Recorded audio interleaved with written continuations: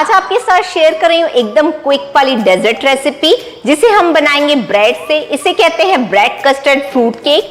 ये बनाना बहुत ही ज्यादा आसान है। आई नो अभी समर सीजन चल रहा है तो आपको ज्यादा देर किचन में खड़े होना अच्छा नहीं लगता है, तो ये एकदम फटाफट से बनकर तैयार हो जाएगा। ज्यादा मेहनत भी नहीं लगेगी, बहुत ही टेस्टी बनकर भी निकलेगा। और इसे एक बार आपने बना दिया तो 4 से 5 दिन तक आप इसे आराम से कंज्यूम कर सकते हैं। और रेसिपी शुरू करने के पहले अगर आपने ट्रीट योरसेल्फ को अभी तक सब्सक्राइब नहीं किया है तो इसे फटाफट सब्सक्राइब कर दीजिए ताकि मेरी सारी अमेजिंग वीडियोस आप तक पहुंचती रहे।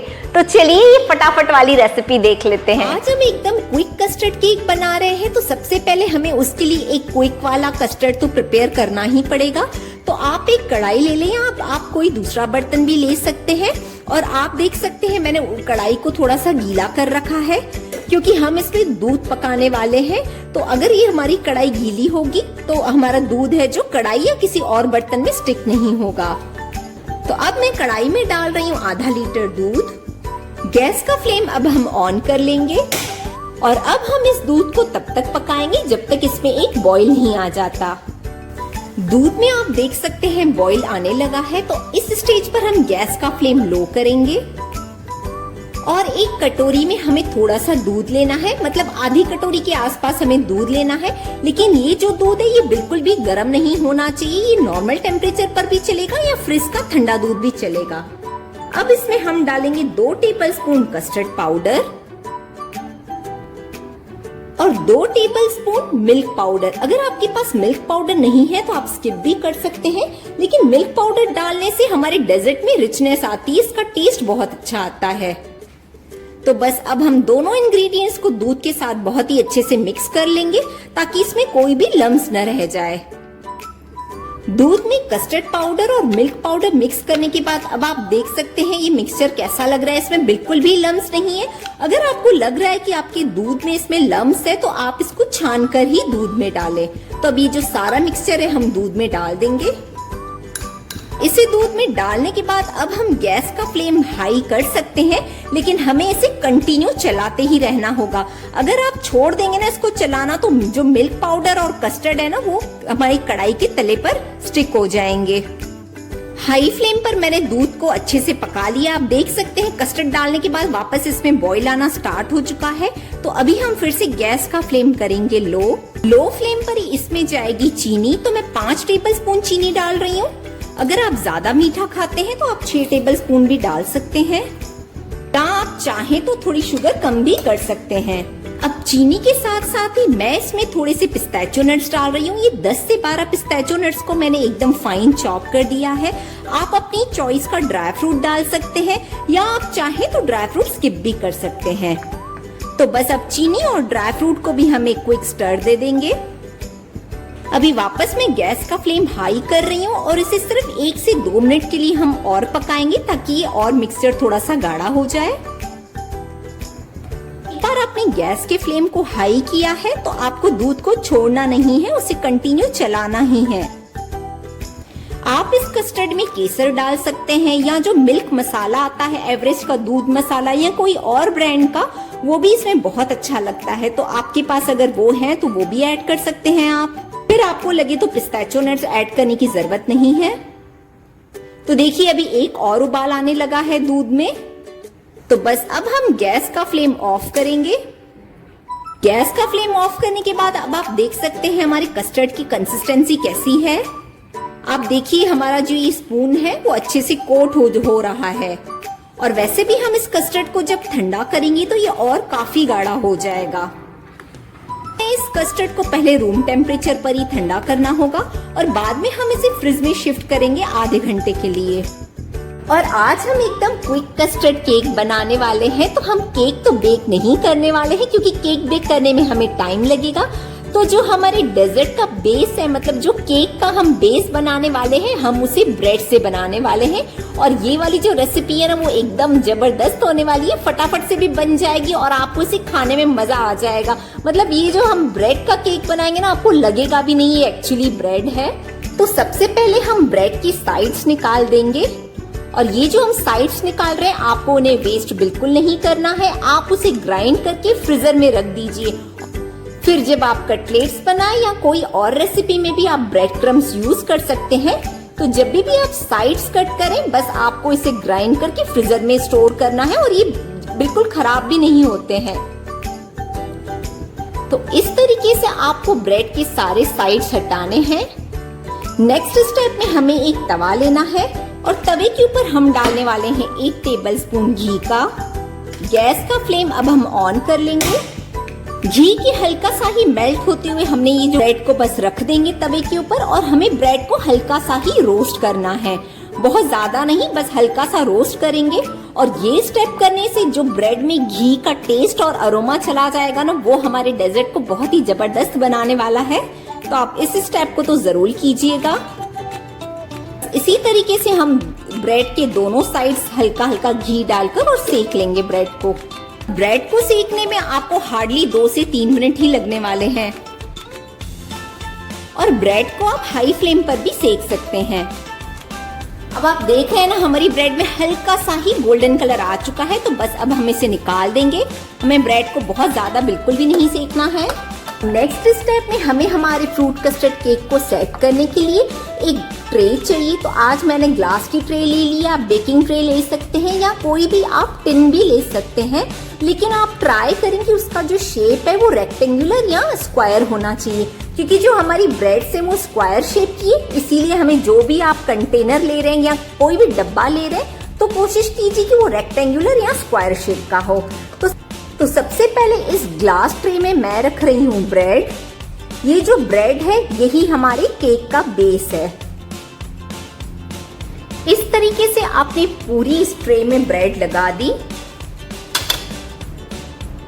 और इसके ऊपर हम डालेंगे ये कस्टर्ड और ये रूम टेम्परेचर पर भी आ चुका है।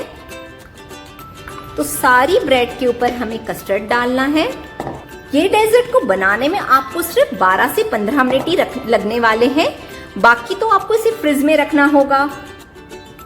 इस तरीके से आपने कस्टर्ड को ब्रेड के ऊपर डाल दिया। तो अब हम इस ट्रे को रखेंगे फ्रीजर में।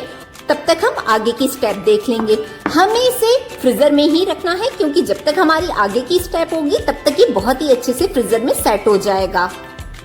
और फ्रूट कस्टर्ड केक बनाने के लिए हमें 1 कप भर के व्हिपिंग क्रीम की भी जरूरत होगी।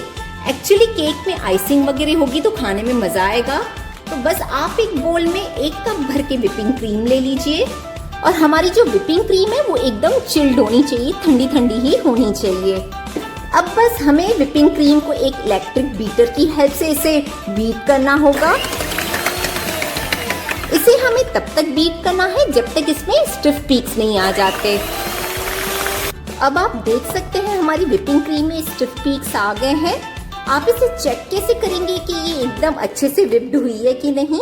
आप बोल को उल्टा करके देखें। जब आप बोल को उल्टा करेंगे तो आप देखेंगे कि ये क्रीम गिर नहीं रही है, इसका मतलब ये एकदम परफेक्ट व्हिप्ड हो चुकी है। अगर आपकी क्रीम गिरती हो तो इसका मतलब है आपको बीटर से इसे और बीट करना होगा। अगर आपके पास ये व्हिपिंग क्रीम अवेलेबल नहीं है तो हमारे जो घर में फ्रेश क्रीम होती है ना, मतलब जो दूध में से मलाई निकलती है, बस आपको 1 कप भर की वो मलाई लेनी है। आप उसमें थोड़ा सा कंडेंस मिल्क डालें और आप एक विस्कर की हेल्प से इसे विस्क करेंगे ना तो भी आपका काम बन जाएगा। उससे भी बहुत ही बढ़िया टेस्ट आता है। और उस मलाई में आप 8 से 10 ड्रॉप वनीला एसेंस के भी डालिए तो बढ़िया टेस्ट आएगा। और व्हिपिंग क्रीम अगर आपके पास है तो बस फिर तो कोई बात ही नहीं है। तो अब हमारी व्हिपिंग क्रीम एकदम अच्छे से व्हिप्ड हो चुकी है।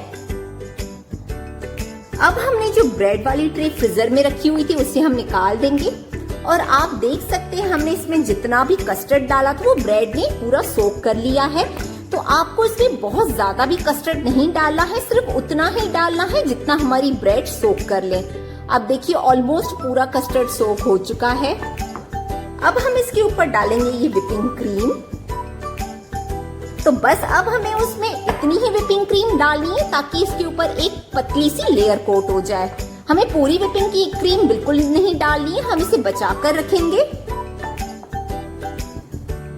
इस तरीके से आप व्हिप्ड क्रीम को अच्छे से इवनली फैला ले। ये एकदम स्मूथ नहीं भी होगी तो भी चलेगा, क्योंकि हम वैसे भी इसके ऊपर एक और लेयर लगाने ही वाले हैं।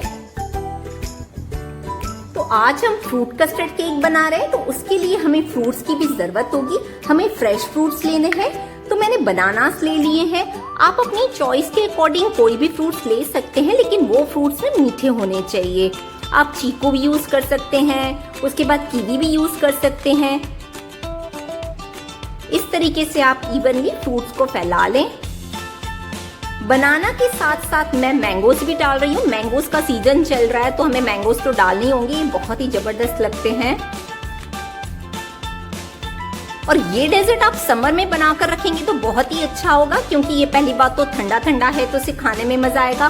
दूसरी बात, गर्मियों के सीजन में ना हमें बहुत ज्यादा देर किचन में टाइम स्पेंड करना अच्छा नहीं लगता है, तो ये वाला जो डेजर्ट है ये फटाफट बनकर भी तैयार हो जाएगा, तो आपको ज्यादा देर किचन में भी नहीं रहना पड़ेगा।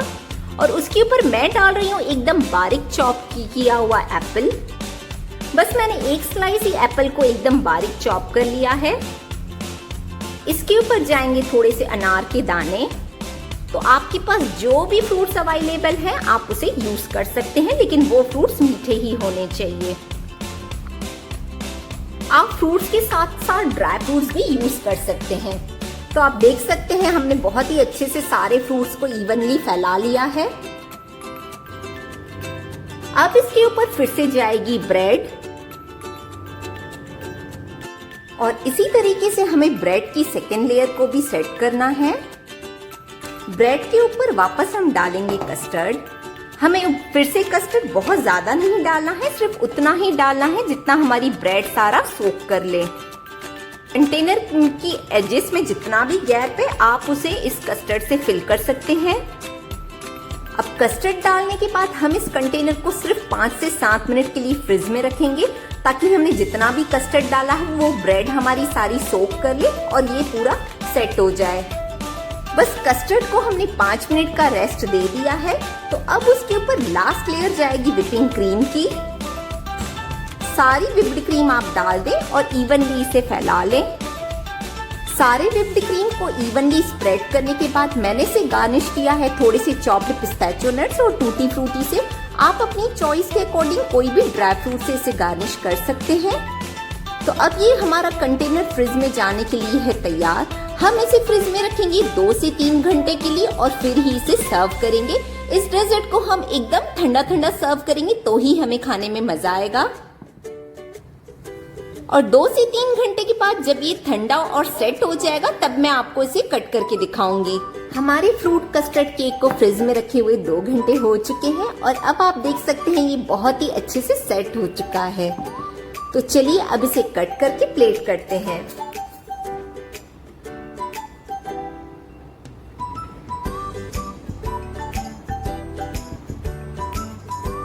ये देखिए हमारे केक का पीस कितना परफेक्ट तरीके से निकला है। आप ये केक डालने के बाद प्लेट में थोड़ी सी साइड में रबड़ी डालकर जरूर सर्व करें। ये मतलब कस्टर्ड जो हमने बनाकर रखा था। और मेरी तरीके से इस फ्रूट कस्टर्ड केक को सर्व कीजिए और मैं आपको इसकी सॉफ्टनेस भी दिखाती हूँ।